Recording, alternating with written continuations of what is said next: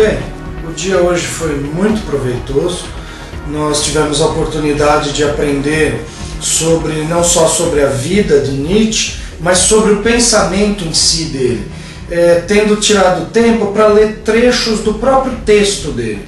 Nós que estamos acostumados a ler em manuais sobre as pessoas, né, de vários filósofos, vários teólogos, é a primeira vez, é a minha primeira vez, eu acredito que da maioria, que nós vamos direto ao texto de Nietzsche para entender o que ele pensa. E foi realmente muito proveitoso, porque muitas ideias que nós tínhamos a respeito dele não correspondem à realidade dos fatos. E, na verdade, se correspondessem a esses fatos, talvez a obra dele teria sido menos danosa. Nós entendemos agora o perigo do pensamento dele. É um pensamento principalmente muito atual. Ele que morreu há 110 anos, tem aí nos nossos dias seu pensamento vivo e divulgado por diversos setores, não só da filosofia, até mesmo da teologia, e até mesmo defendido por pessoas que não têm nenhuma noção, ou acham que não têm nenhuma noção, de filosofia, mas que defendem no seu dia a dia os mesmos princípios defendidos por Nietzsche.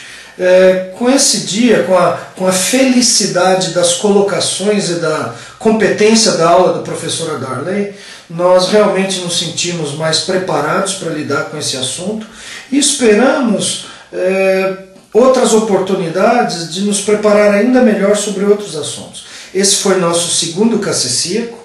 No terceiro, que nós temos programado agora para o segundo semestre desse ano, nós pretendemos aprender sobre a obra de Plotino e também ver uma exegese sobre o texto de 1 Coríntios 10:16 pelo professor Carlos Oswaldo.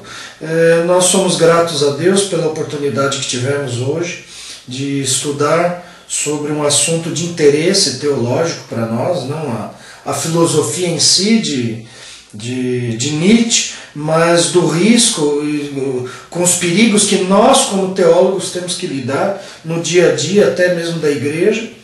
E somos gratos também pela excelente acolhida pela família do seu Nilson, Dona Helena. Foi muito bom esse tempo, foi muito bom ter comunhão com os irmãos, e nós somos gratos a Deus.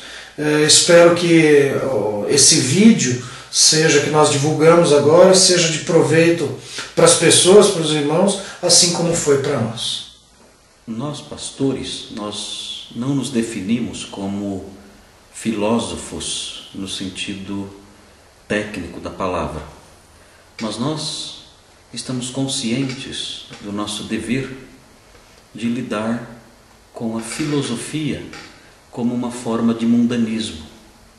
Qualquer pastor que possa ser considerado bem preparado para lidar com os problemas que ameaçam as ovelhas que ele pastoreia, no tempo em que ele pastoreia, qualquer pastor que possa ser assim considerado deve estar ciente de que mundanismo não é uma expressão que se refira somente a costumes, a práticas de imoralidade, a certos modos de comportamento próprios dos incrédulos, mas nós sabemos que podemos definir mundanismo também como uma forma de pensar. E essa forma de pensar, talvez seja essa a melhor e mais ampla definição de mundanismo, talvez a essência do mundanismo, até por trás de certos costumes e práticas, seja na realidade uma forma de pensar. E nesse aspecto o nosso trabalho se relaciona diretamente com a filosofia, porque a filosofia oferece dados para que as pessoas pensem dentro de certos padrões que nem sempre são padrões corretos e precisam, portanto, ser corrigidos, colocados dentro dos padrões da Sagrada Escritura. Então, nesse aspecto, nós lidamos com filosofia. Nós também lidamos com questões que que são relacionadas com a ação de Satanás, que é o pai da mentira. Muitas vezes os evangélicos são considerados, através de uma caricatura que é transmitida, são considerados pessoas que vivem ali brigando com o demônio. Na verdade, os pastores de verdade, os pastores bíblicos, eles lutam sim contra Satanás, mas não necessariamente com pessoas endemoniadas ou manifestações mais dramáticas do inimigo, ainda que essas coisas certamente possam acontecer.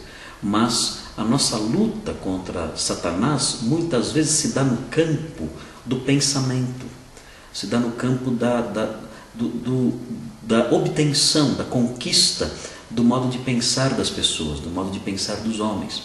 É aí que Satanás, é isso que Satanás quer possuir. Satanás não quer tanto possuir o corpo das pessoas, ainda que ele o faça, mas ele quer possuir a mente das pessoas. Isso ele faz através de uma filosofia secular, de uma filosofia ateísta, de uma filosofia anti-Deus, uma filosofia, como nós chamamos, uma filosofia mundana. E hoje nós vimos no Cassicíaco quanto isso é verdade.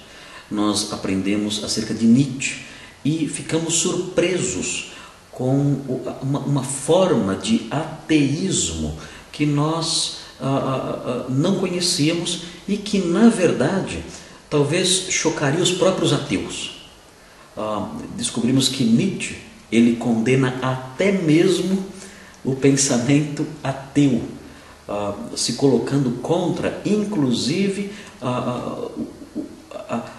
o dogma ateísta da não existência de Deus, dizendo que nem nisso nós podemos crer, porque na verdade não podemos crer em nada. Nós prosseguimos no Cassicíaco aprendendo a cosmovisão de Nietzsche, uma visão reducionista que coloca a realidade apenas dentro de padrões físicos, de padrões químicos, reduzindo o ser humano basicamente ao mesmo valor de uma pedra. E enfim, nós caminhamos também observando o modo como Nietzsche avaliava o cristianismo, definindo os crentes como fracos, como as virtudes cristãs como expressões dessa fraqueza, as virtudes cristãs como uma espécie de demonstração de revolta. Ele constrói um pensamento para tentar provar que os cristãos, eles cultivam suas virtudes como uma espécie de revolta, que cultivam sua esperança, não como resultado de gratidão a Deus, das promessas de Deus, mas cultivam suas esperanças com base na revolta, no desejo de vingança, de ver o mal sendo punido. E nesse sentido, eles são colocados por Nietzsche no mesmo patamar que os revolucionários ateístas que existem por aí, que a história já viu e que fizeram tantos danos à sociedade. E assim nós caminhamos conhecendo esse filósofo tão interessante, curioso, cheio de questões, que levanta tantas questões debatíveis, e aprendemos muito hoje com Nietzsche, aprendendo a especialmente delimitar o formato, construir o formato, desenhar com maior precisão o formato do seu pensamento filosófico, e desse modo podermos alertar as nossas ovelhas acerca do perigo que esse teólogo de mais de um século, morreu há mais de um século, ainda representa para as pessoas que estão ao nosso redor.